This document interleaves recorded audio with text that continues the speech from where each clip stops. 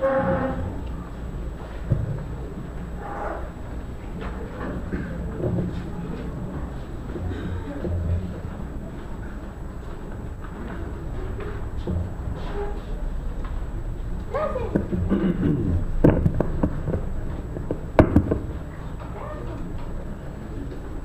buenos días, hermanos.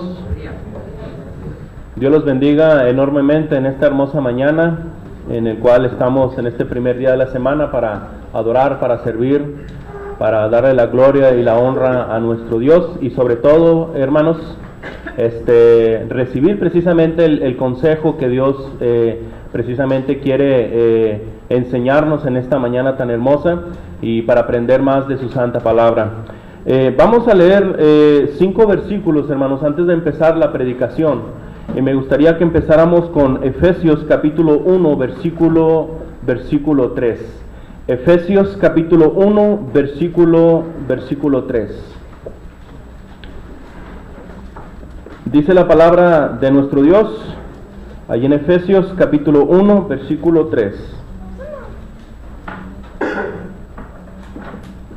Bendito sea el Dios y Padre de nuestro Señor Jesucristo, que nos bendijo con toda bendición espiritual en los lugares celestiales en Cristo. Y de ahí, hermanos, vamos a leer el 1:20, Efesios 1:20, la cual operó en Cristo, resucitándole de los muertos y sentándole a su diestra en los lugares celestiales. Y de ahí vamos a pasarnos a Efesios 2:6. Efesios 2:6. Y juntamente con Él nos resucitó y asimismo nos hizo sentar en los lugares celestiales con Cristo Jesús. Y de ahí vamos a pasarnos a Efesios 3:10. Fíjense muy bien cómo dice Efesios capítulo 3, versículo 10. Para que la multiforme sabiduría de Dios sea ahora dada a conocer por medio de la iglesia a los principados y potestades en los lugares celestiales. Y por último vamos a leer ahí en Efesios 6:12. Efesios 6:12.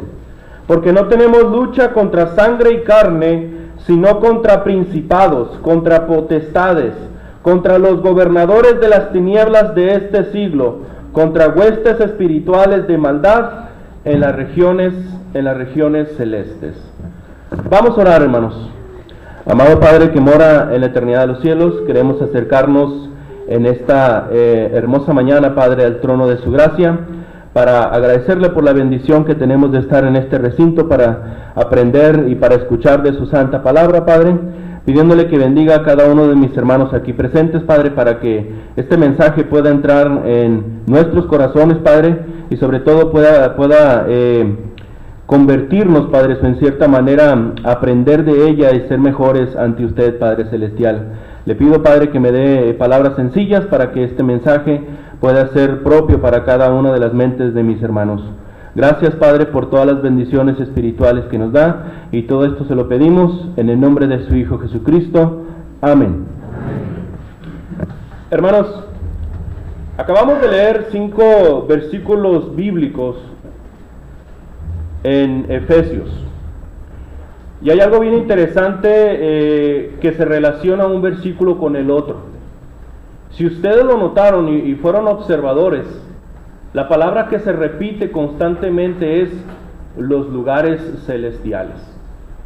Y precisamente, hermanos, es bien interesante, a reserva de una diferencia que hay en Efesios 6:12 que le llama regiones celestes, pero viene a ser lo mismo.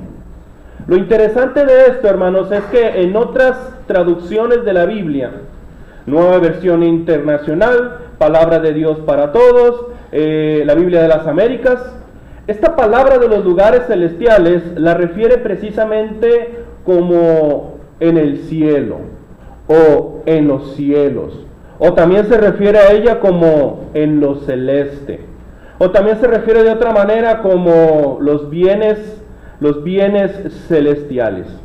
Lo interesante de esto, hermanos, es que esta palabra lugares celestiales, ese sustantivo lugares, designan algo.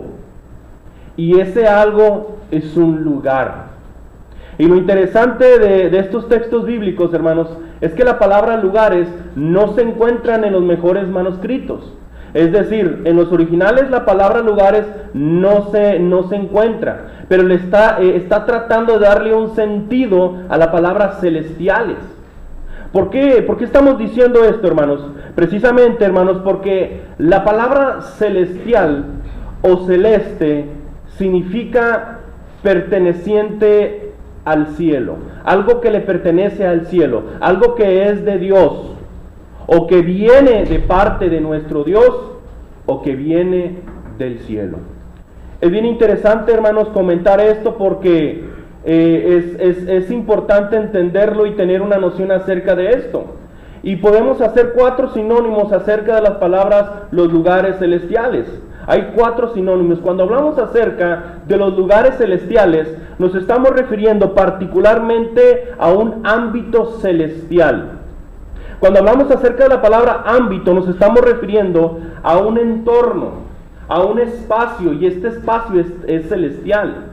Cuando estamos hablando precisamente de los lugares celestiales, nos estamos refiriendo a una esfera espiritual.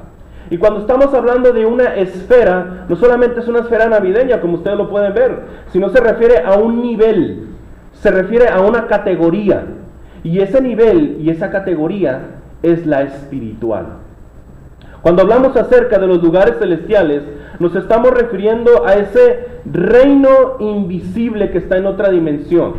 Nos estamos refiriendo particularmente, y esta es la que me gusta, cuando hablamos acerca de los lugares celestiales, nos estamos refiriendo a un reino espiritual como un todo. Es bien interesante esta palabra en los lugares celestiales porque nos enseña mucho. Y ese es el tema que yo quiero abordar en esta mañana, hermanos. El tema de esta mañana es en los lugares celestiales. Hermanos, en los lugares celestiales es en donde está precisamente el trono de Dios. Dice particularmente ahí en Efesios 1:20, la cual operó en Cristo, resucitándole de los muertos y sentándole a la diestra en los lugares celestiales. Dice Marcos capítulo 16 versículo 19 que el Señor, una vez que resucitó, hermanos, fue recibido allá arriba en el cielo y se sentó, ¿en dónde? A la diestra de nuestro Dios. ¿En dónde? Allá en el tercer cielo. Cuando estamos hablando acerca del trono de Dios, nos estamos refiriendo particularmente al cielo, al tercer cielo, a la morada eterna. Pero la palabra el trono de Dios es bien interesante, hermanos, porque el hecho de llamarle el trono de Dios, esto significa algo. Nos está diciendo que al hablar de un trono, nos está hablando acerca de que un gobernante está gobernando a un pueblo. Y ese pueblo es el pueblo de Dios, y nosotros somos su pueblo. Y no solamente al pueblo de Dios, sino a todo el universo. ¿Por qué hablamos acerca del trono de Dios? El trono tiene que ver con autoridad y tiene que ver con soberanía. Nosotros sabemos que México es un país libre y soberano, lo hemos escuchado constantemente. La soberanía quiere decir que no hay otro por encima de él, que México no tiene otro país que esté por encima de él. Él se gobierna a sí mismo, Él está por encima de todo aquí en nuestro territorio. Y nuestro Dios es soberano en toda la creación. Por eso decimos que los lugares celestiales se refiere particularmente al trono de Dios. Efesios 1:20 lo dice, que Jesucristo, el cual operó en Cristo, resucitando de los muertos y sentándole a la diestra en los lugares celestiales. Y ese lugar celestial, hermanos, es allá en el cielo. Hay algo bien interesante, hermanos. Nosotros podemos desarrollar, yo les puedo explicar cómo es el trono de Dios, quién está sentado, y es hermoso saber todo eso. Pero hay algo bien importante que usted debe de saber de este lugar celestial. Hay algo bien importante que usted debe de saber acerca del trono de Dios. En Hebreos capítulo 4, versículo 16, nos dice algo bien interesante la palabra de Dios. Dice, acerquémonos pues confiadamente al trono de la gracia. ¿Para qué? Para alcanzar misericordia. ¿Para qué? Para hallar gracia. ¿Cuándo? En el oportuno socorro. Repito, Hebreos 4:16 dice, acerquémonos pues confiadamente al trono de la gracia para alcanzar misericordia y hallar gracia. ¿Cuándo? En el oportuno socorro. Nosotros, hermanos, como hijos de Dios, como cristianos, podemos acercarnos a ese trono. Podemos acercarnos al trono de Dios, hermanos. Yo no sé si usted le había, como se dice llanamente, no sé si le había caído el 20 de esto. Es decir, de esta realidad espiritual de que nosotros tenemos la gran bendición de poder acercarnos al Padre Celestial, al soberano de todo el universo. Porque cuando en Efesios 1:20 se está hablando acerca de que Jesucristo fue y se sentó a la diestra de nuestro Dios, es bien interesante esto, hermanos. ¿Por qué? Porque en versículos anteriores el apóstol Pablo nos está hablando acerca de ese poder de Dios y le llama precisamente la supereminente grandeza del poder de nuestro Dios, el cual resucitó, el cual sentó a Cristo a la diestra de Dios y le dio toda la autoridad. Lo interesante de esto, hermanos, es que de este poder nosotros también podemos ser partícipes. Y es a través precisamente acercándonos a la presencia de nuestro Dios. Hay unas cosas que usted debe de saber acerca del trono de Dios. Lo que usted necesita saber del trono de Dios es que el trono de Dios, hermanos, es el lugar a donde llega nuestra alabanza. Si usted quiere darle toda la gloria y la honra a nuestro Dios, la alabanza es una buena manera de hacerlo. Se dice precisamente que el canto tiene la virtud de convertirnos en adoradores. Le estamos dando a nuestro Padre Celestial ese lugar de creador y nos estamos posicionando nosotros como criaturas. Y a Dios le agrada eso. No solamente eso, hermanos, el canto nos ayuda, el himno nos ayuda, nos enseña algo. Pero sobre todo, hermanos, nos ayuda a concentrarnos en lo que estamos a punto de hacer, que es alabar y servir a nuestro Dios. Por eso la pregunta que yo quiero hacerle, hermanos, es precisamente, ¿de qué manera estoy alabando a mi Dios en esta mañana? ¿Con preocupaciones? ¿Con afanes del mundo? Porque esa es una alabanza, esa es una adoración que no le va a llegar a nuestro Dios. No va a llegar hasta el trono de nuestro Dios, porque Dios demanda precisamente de los creyentes que lo hagan en espíritu y en verdad, con toda la actitud mental. Si usted tiene la bendición, si yo tengo la bendición de poder llegar al trono de Dios, hermanos, hagamos valer esa bendición. Hay otra cosa, hermanos, que podemos aprender acerca del trono de Dios, que el trono de Dios es el lugar, hermanos, donde precisamente llegan nuestras oraciones. Y eso es algo hermoso, es algo maravilloso, hermanos. Y quiero tomar un gran ejemplo acerca de cómo llegan las oraciones hasta el trono de nuestro Dios, hasta el cielo. Apocalipsis capítulo 8, fíjese muy bien cómo dice Apocalipsis capítulo 8.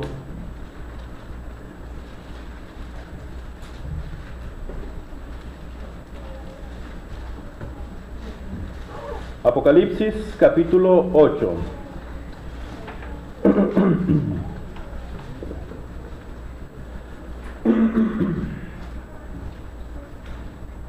En esta parte de la visión, hermanos, ya había pasado las visiones que había tenido de las 7 iglesias del Apocalipsis, y en el capítulo 4 el apóstol Juan iba a ver un trono precisamente en esta gran visión, y en ese trono a uno sentado en él, y el que estaba sentado en ese trono tenía un rollo que tenía 7 sellos, y ese rollo no podía ser abierto por nadie.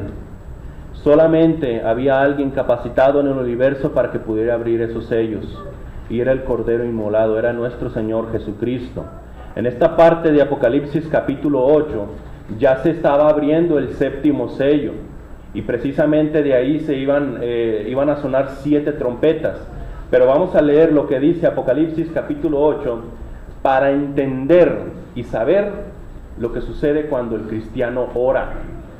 Este es un mensaje tremendo esto, hermano. Fíjese cómo dice Apocalipsis capítulo 8, versículo 1. Cuando abrió el 7º sello, se hizo silencio en el cielo como por media hora. Hay algo que nosotros debemos de aprender acerca de la oración. Que cuando el cristiano ora, hermanos, el cielo calla para escuchar su oración. ¿No es maravilloso pensar, hermanos, que cuando oramos, Dios nos oye? Aquí nos está diciendo, ahorita vamos a ir descubriendo lo que está diciendo este versículo. Pero lo interesante es que hubo un silencio por media hora allá en el cielo. Esto es algo simbólico, pero quiere decir que inclusive nuestro Padre Celestial en todas sus ocupaciones tiene un momento para escuchar lo que tenemos que decirle. Vamos a leer los versículos 3 y 4, hermanos. Los versículos 3 y 4 ahí de Apocalipsis. Note muy bien cómo dice. Otro ángel vino entonces. Vamos a empezar desde el 2, versículo 2. Y vi a los 7 ángeles que estaban en pie ante Dios, y se le dieron 7 trompetas. Versículo 3. Y otro ángel vino entonces y se paró ante el altar con un incensario de oro, y se le dio mucho incienso para añadirlo a las oraciones de todos los santos, sobre el altar de oro que estaba delante del trono. Versículo 4. Y de la mano del ángel subió a la presencia de Dios el humo del incienso, que son las oraciones de los santos. Cuando el cristiano ora, ¿qué sucede cuando el cristiano ora, hermanos? En estos versículos 3 y 4 descubrimos que el cielo se complace al oír nuestra oración. Y dice precisamente, hermanos, ahí en el Salmo 141, versículo 2,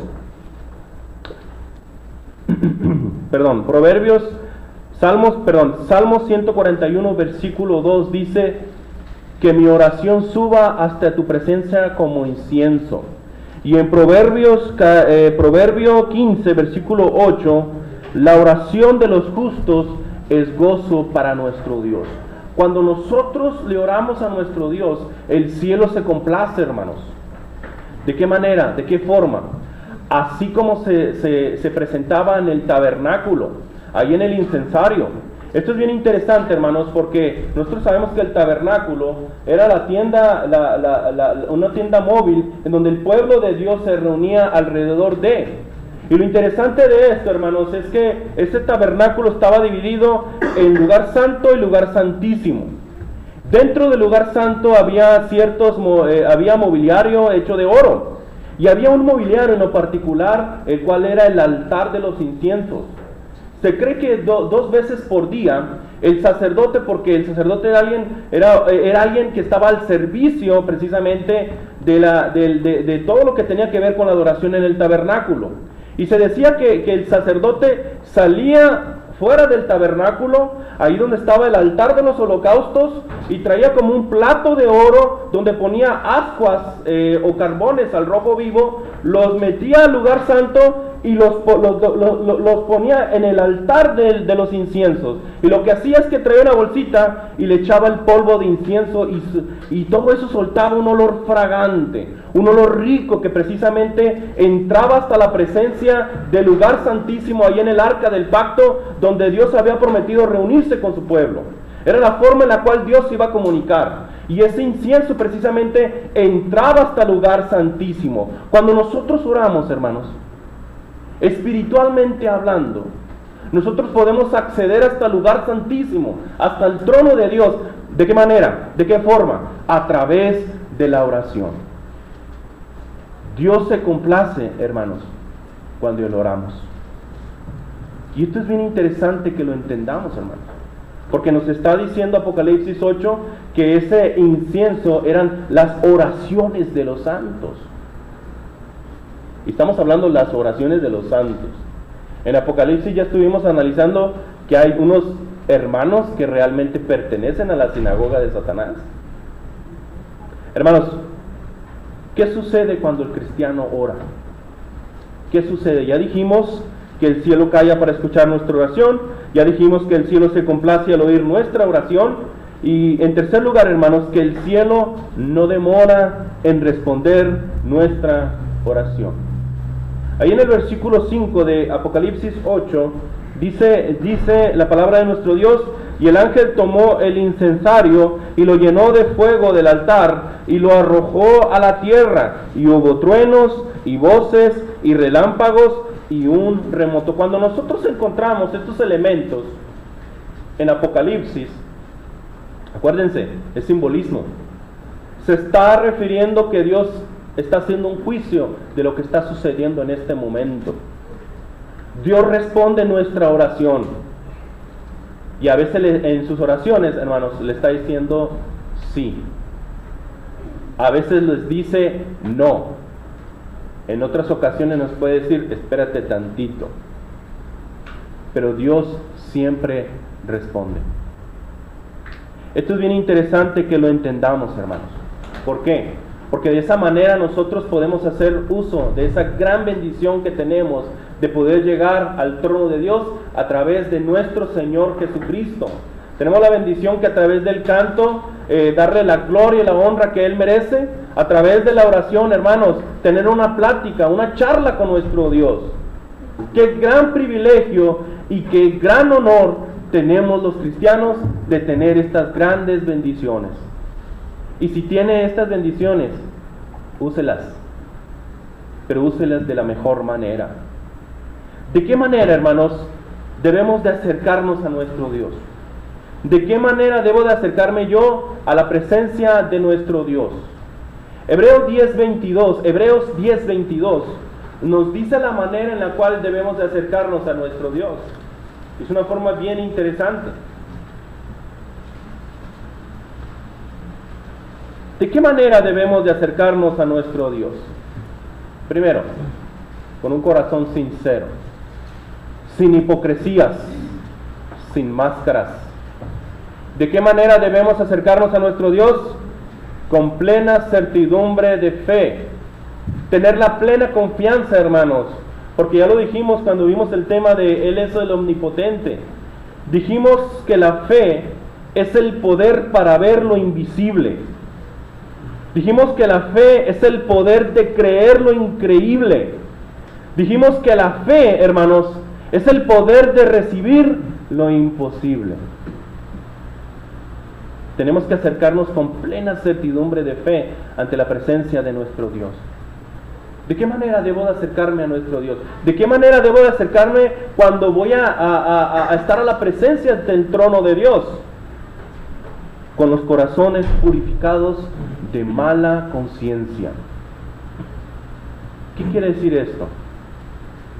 Ahí precisamente, hermanos, en 1 de Timoteo 2:8, no lo busquen ese texto. Hay un texto muy polémico en 1 de Timoteo 2:8 que dice: quiero pues, escribe el apóstol Pablo, que los hombres oren en todo lugar, levantando manos santas, sin ira ni contienda.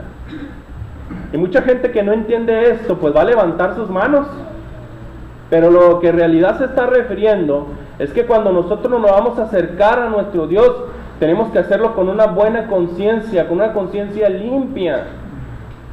¿Y cómo podemos, precisamente, hermanos,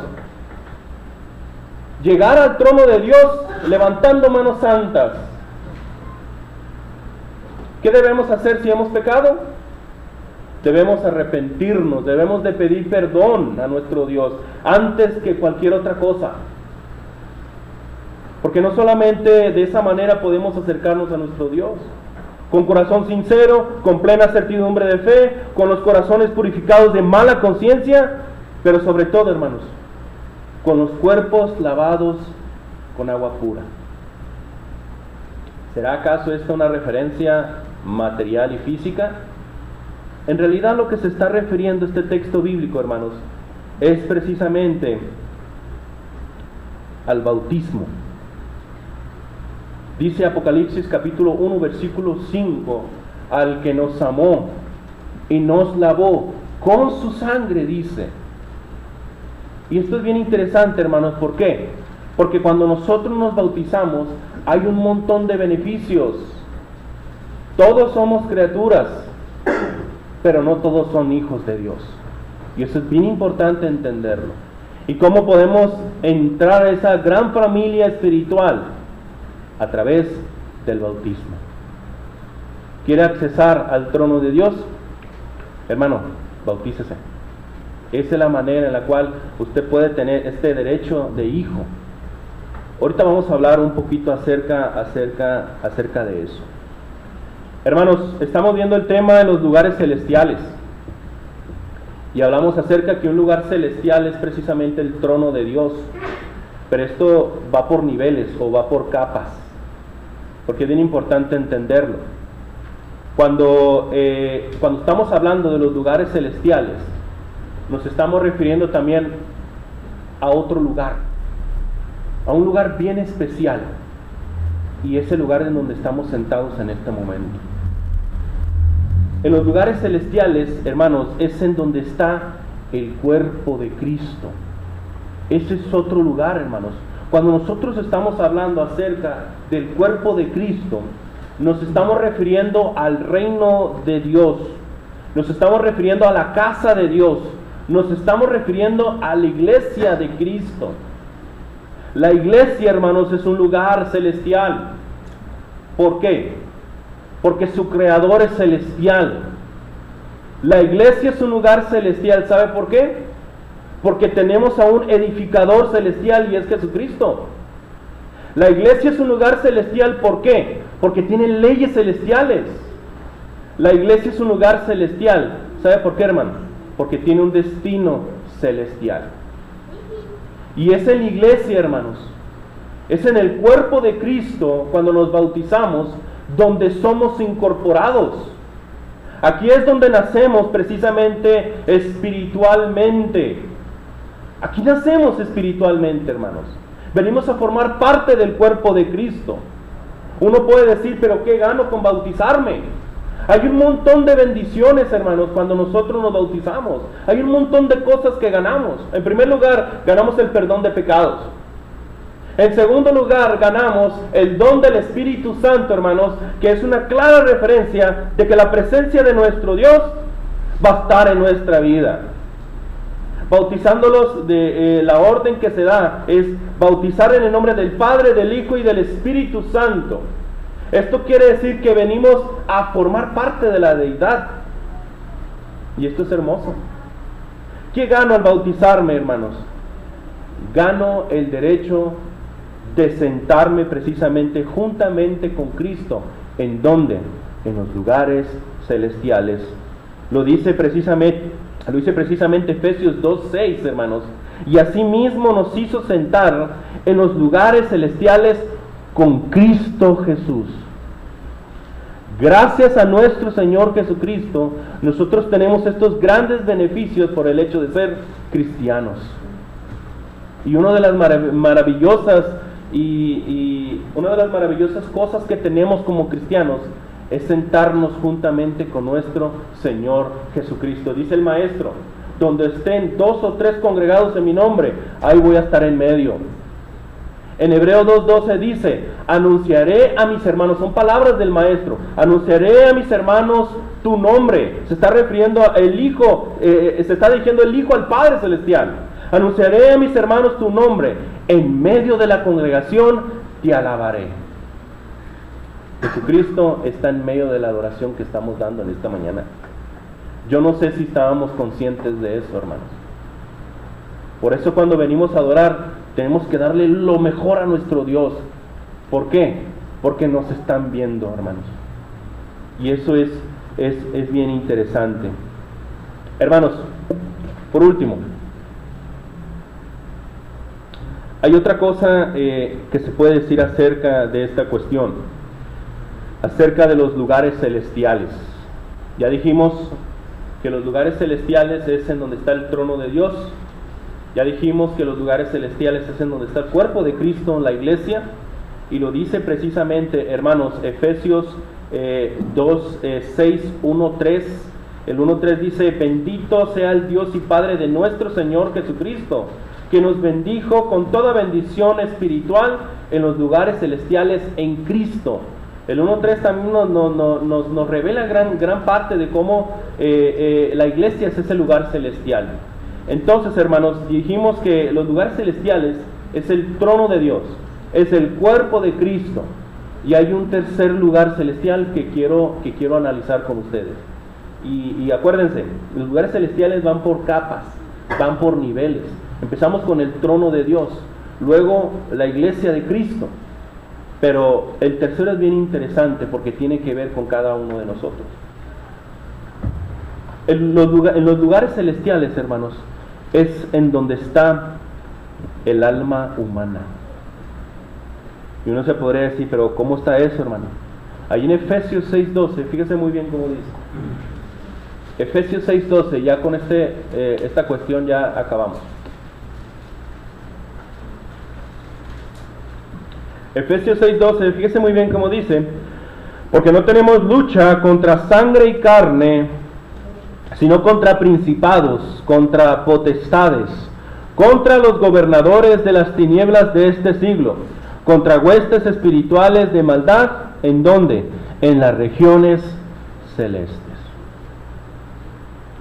La lucha que tenemos, hermanos, no es una lucha carnal ni física, es una lucha espiritual. Y si hay una lucha espiritual, es decir, celestial, quiere decir que hay una parte dentro de nosotros que es celestial, que es espiritual.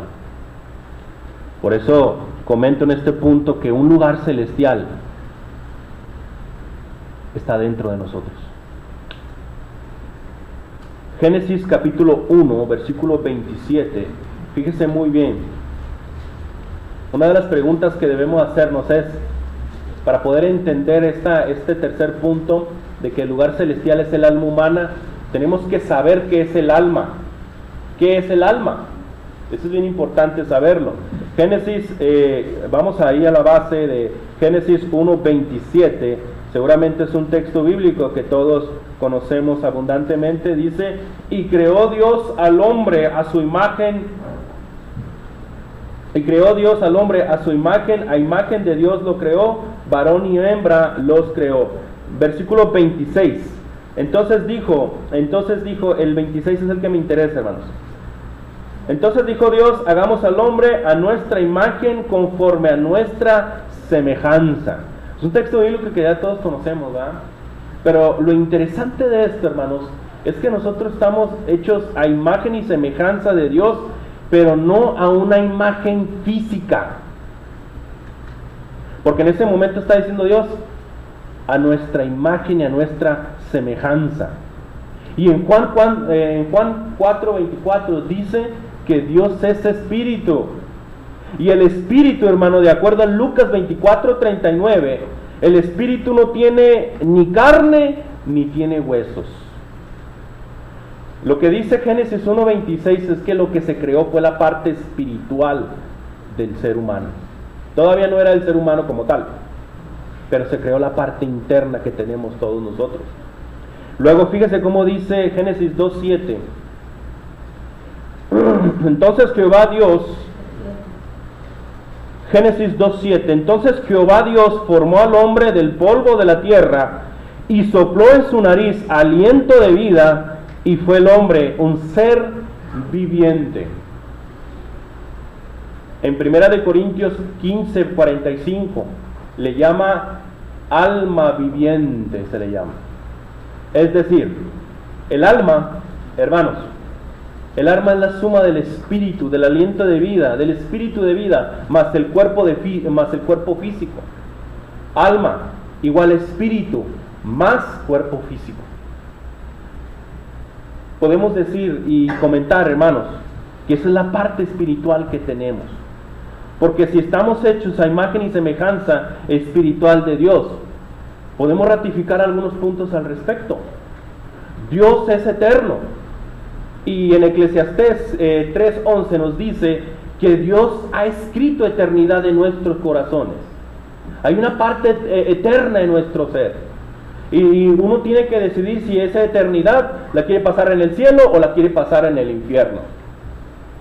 Nosotros estamos hechos a imagen y semejanza de Dios, hermanos, porque Dios piensa, razona y determina.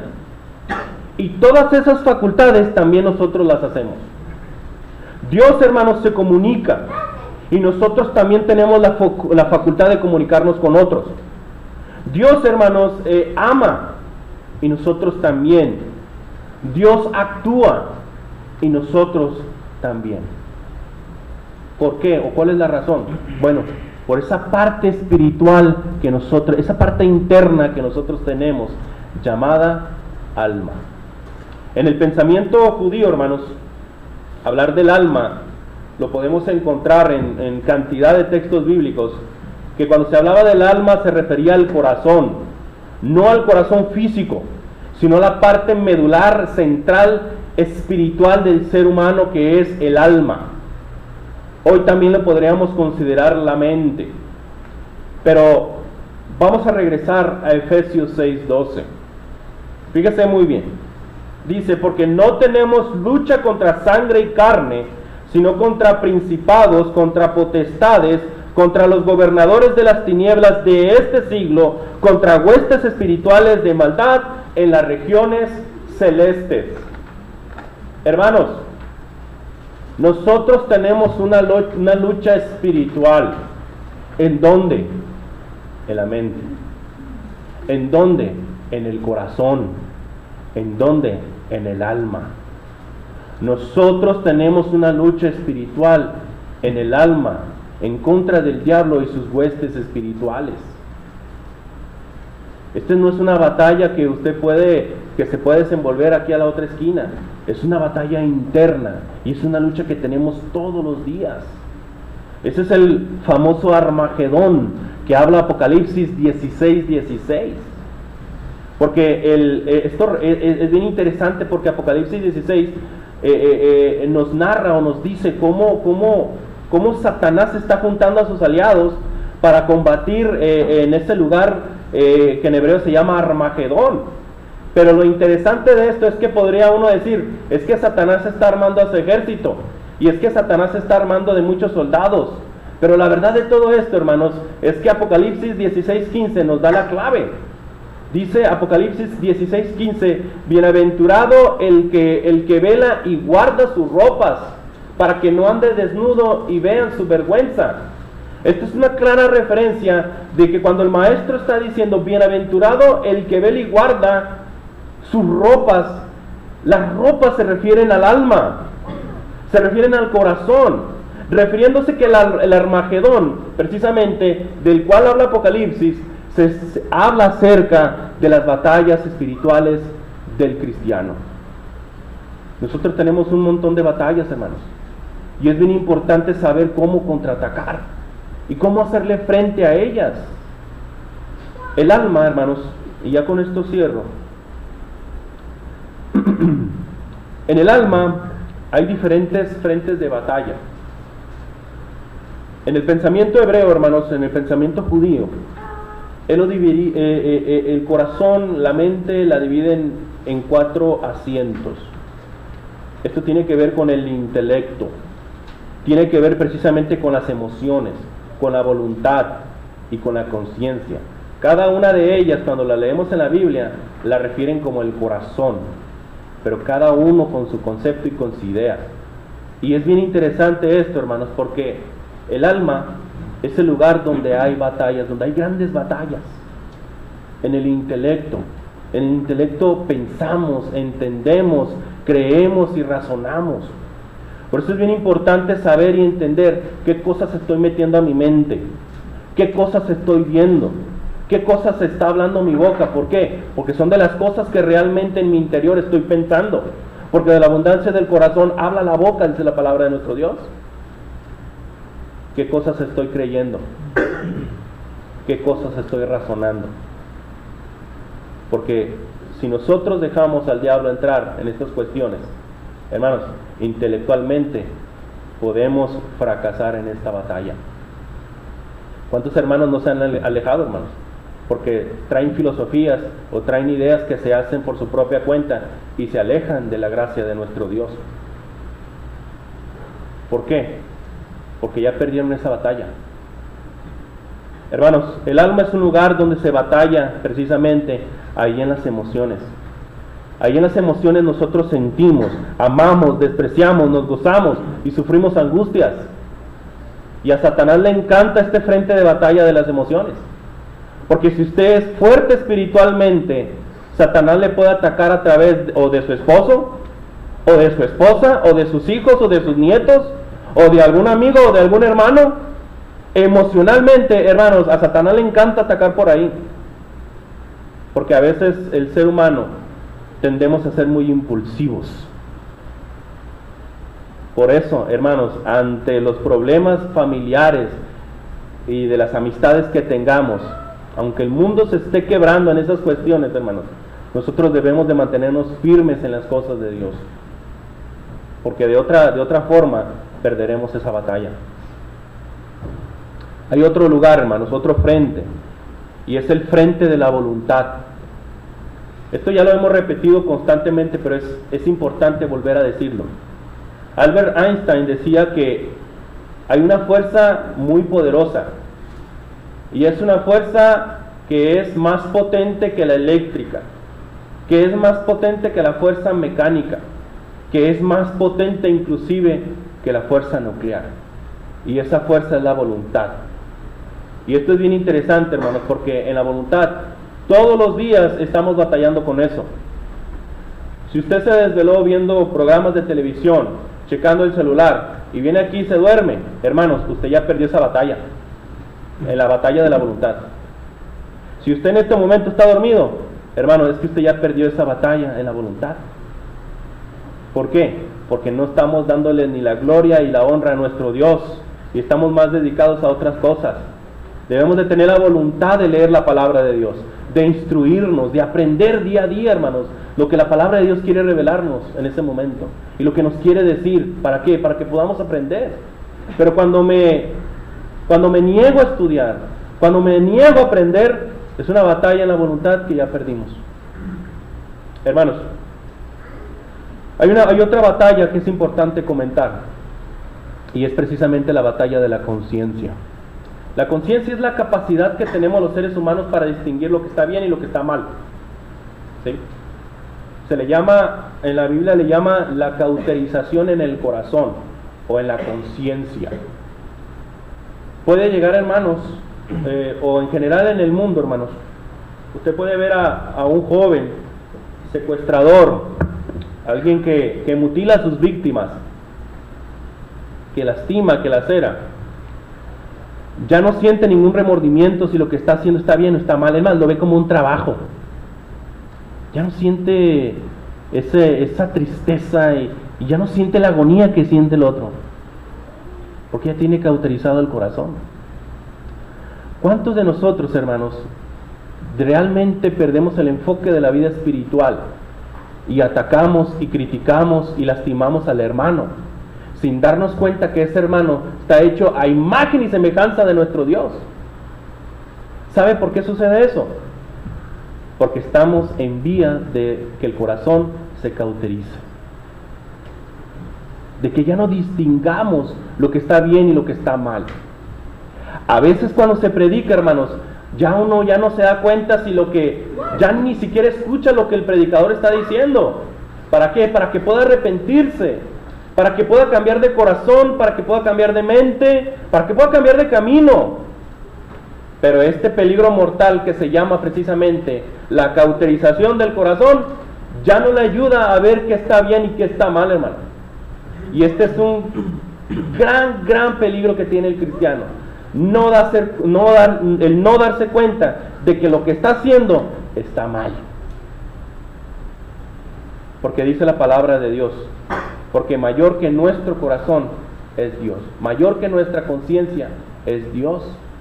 Y la única que nos puede precisamente ayudar con este gran espejo es la palabra de nuestro Dios. Quiero ya terminar, quiero concluir con lo siguiente, hermanos. ¿Cómo cambiar eso? ¿Cómo evitar, cómo revertir eso en nuestra vida? Porque es lo que queremos aprender en esta mañana. Cuando Jesucristo fue tentado en el desierto, en esas 3 tentaciones que Él sufrió, en donde fue sometido a la prueba de los ojos, a la prueba de la vanagloria de la vida y a la prueba de la carne, Él superó todas. Y en cada una de las pruebas le contestaba al diablo: escrito está. Efesios 6:12, hermanos, nos está hablando del Armagedón y de las batallas que tenemos.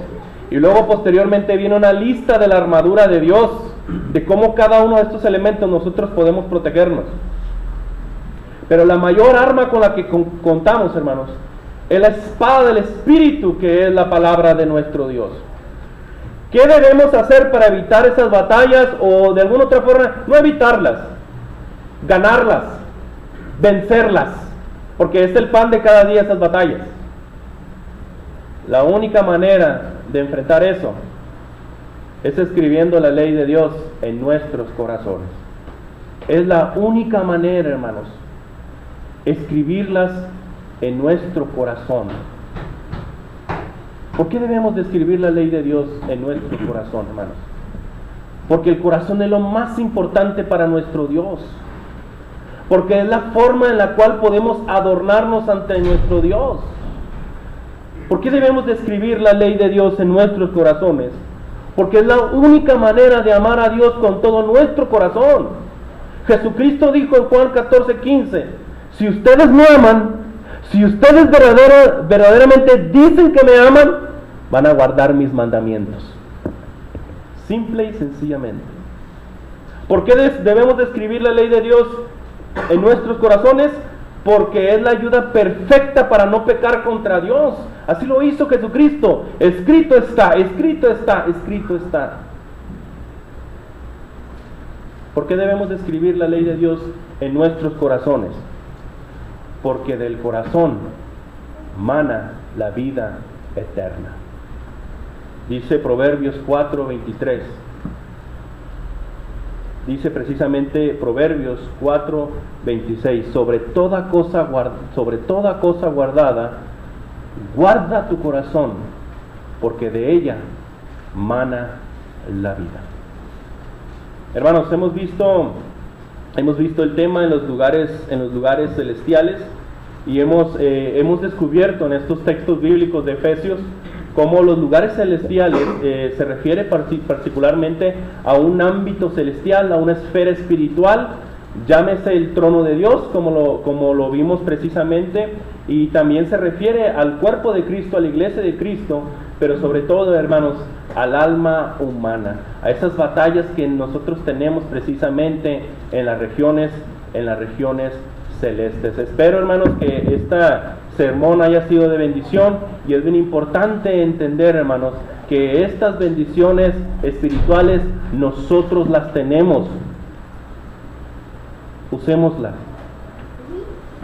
Hagamos todo lo posible. ¿Para qué? Para poder acercarnos al trono de Dios como Él manda, y de pertenecer precisamente al cuerpo de Cristo como Él manda, pero sobre todo ganar las batallas que libramos todos los días. Que Dios les bendiga, mis hermanos.